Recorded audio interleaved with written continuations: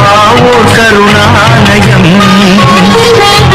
பாதம்தான் கமலாலயம். பாபாவோ கருணாலயம்,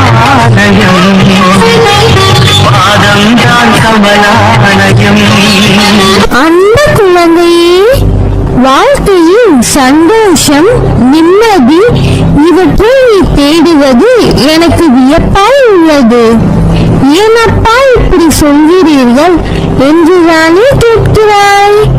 சந்தோஷம் உலக பொருட்களில் இல்லை குழந்தையே, அது உணர்வுகள்.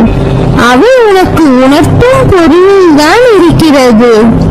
நிம்மதி நீ கை நீட்டி ஒருவருக்கு உதவி செய்தால் மட்டும் வருவதில்லை.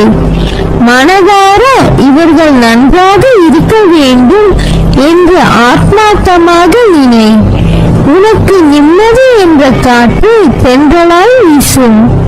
என்றைக்கும் சந்தோஷமும் நிம்மதியும் வெளியில் தேடாதே. ஏனென்றால் அது வெளியில் இல்லை, உனக்குள் தான். உன்னை மாற்றும் எல்லா மாறுதல்களும் இருக்கிறது. பல பேர் வாழ்க்கையை வாழ்வதற்கு தைரியம் இல்லாமல் இன்று பல துயரங்களை அனுபவித்து வருகின்றனர். ஆனால் நீயோ அனைத்தையும் கடந்து நானே கதி என்று என்னை நம்பி என்னிடத்தில் பொறுப்புகளை ஒப்படைத்து சதா சர்வகாலம் என்னை விடாமல் பூஜித்துக் கொண்டிருக்கிறாய். உன்னை வழிநடத்தும் ஆசான் நான். உன்னை வாழ்க்கையில் வியக்கும் வண்ணம் உயர்த்துவது எனது கடமை. நான் இருக்கிறேன், நம்பிக்கை இழந்து விடாதே. விதைத்தவுடன் அறுவடைக்கு செல்வது எப்படி மடக்கணமோ அப்படித்தான் வேண்டியது உடனடியாக பலிக்க வேண்டும் என நினைப்பது. வாழ்வில் போராட்டங்கள் எதற்கு என்று நீ யோசித்துள்ளாயா? அப்படி நீ யோசிக்கும் போது உன் மனமும் உன் புத்தியும் என்ன சொல்கிறது என்று உணர்ந்துள்ளாயா? அப்பா, என் வாழ்வில் போராட்டங்களை தாண்டி வரவே எனக்கு திக்குமுக்காய் இருக்கிறது. இதில் அந்த போராட்டங்களின் காரணத்தை எப்படி உணர்வது? கழுத்து வரை பிரச்சனை இருக்கும் போது அதற்கு என் கவனம் எப்படி செல்லும் என்று தானே கூறுகிறாய். நீ ஒன்று கேள்விப்பட்டுள்ளாயா? ஆரம்பம் எதுவோ முடிவும் அங்கேதான் அமைந்திருக்கும். புரியவில்லையா? உன் போராட்டங்களுக்கான தீர்வு உன்னிடத்திலே இருக்கிறது. போராட்டங்கள் ஆரம்பித்தது உன்னிடத்தில் தானே. எனவே அதன் முடிவும் உன்னிடத்தில் இருக்கிறது. அந்த போராட்டத்தின் நுனி உன் சாயப்பாவின் கையில் சூழ்ந்துள்ளதால் நீ சீக்கிரம் அதிலிருந்து வெளியில் வருவாய். ஏற்ற காலத்தில் எல்லாமே சுலபமாக சுமூகமாக முடியும் என என்னிடம் வேண்டியவுடன் தெரிந்து கொள்ள வேண்டும். நானே கர்த்தா என்ற எண்ணத்தை ஒதுக்கிவிட்டு அதற்கு சாய்தான் கர்த்தா என்பதை புரிந்து கொண்டு என்னிடம் அனைத்தையும் ஒப்படைத்தால் நான் பார்த்துக் கொள்வேன்.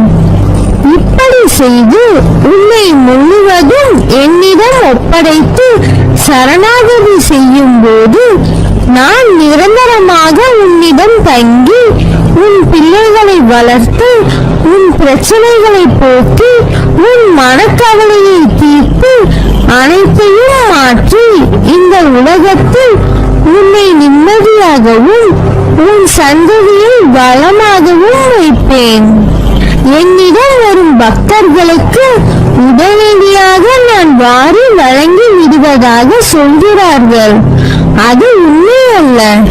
யாருக்கு நான் அனுகிரகம் செய்ய விரும்புகிறேனோ அவர்களை முற்றிலும் பரிசுத்தப்படுத்த அவர்களிடம் இருந்து தேவையற்றவற்றை பறித்துக் கொள்கிறேன்.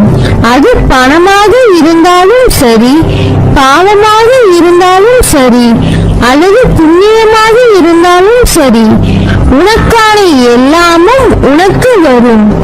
நான் ஏமாந்து விட்டேன், என்னை ஏமாற்றி விட்டார்கள், கடன்காரன் ஆகிவிட்டேன், நட்டப்பட்டு விட்டேன் என்றெல்லாம் எப்படியெல்லாமோ புலம்பிக் கொண்டு என்னிடம் வருகின்ற சாய் பக்தர்களுக்கு நான் எடுத்து சொல்கிற விஷயம் இதுதான்.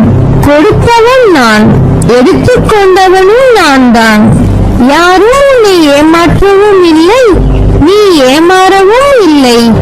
உனக்கு அனுகிரகம் செய்வதற்காக நான் இருப்பதை எடுத்துக்கொண்டு உன்னை துடைத்து விட்டேன்.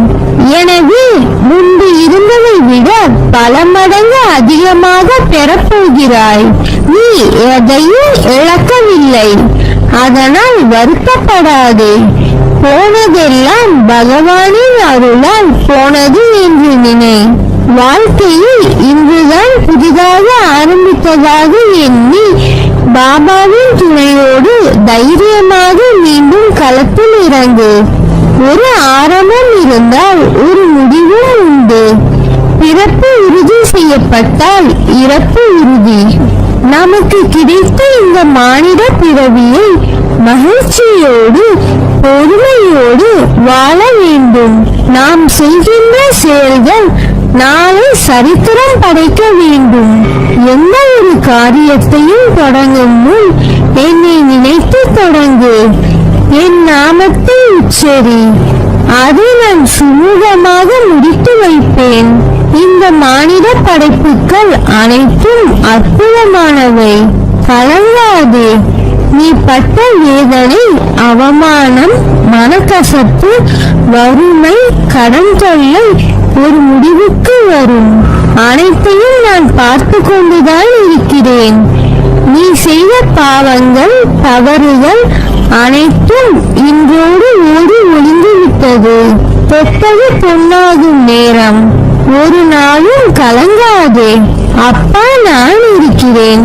நாட்களை எண்ணிக்கொண்டு இரு. நீ அடுத்தவனுக்கு உதவி செய்யும் நேரம் வந்துவிட்டது. பிரிந்து சென்றவர் கூடும் நேரம். பெரும் செல்வந்தர் ஆகப் போகிறாய். காத்திரு, கலங்காதே, மகிழ்ச்சியாக இரு.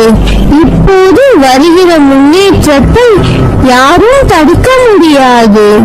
உன்னிடம் ஒன்று பிடுங்கப்பட்டால் அது 10 பெருகி உன்னிடமே திரும்பி வரும். அதற்கு முன் உன் மனதில் நீயே ஒரு நிகழ்வுகளை கற்பனை செய்யாதே. உன்னுடன் நான் இருக்கிறேன். கலங்காதே. என்றும் எதற்காகவும் நல்லதே நடக்கும். நீ என் பரிபூர்ண அருளும் ஆசீர்வாதமும் அன்பும் பெற்ற என் செல்ல பிள்ளை.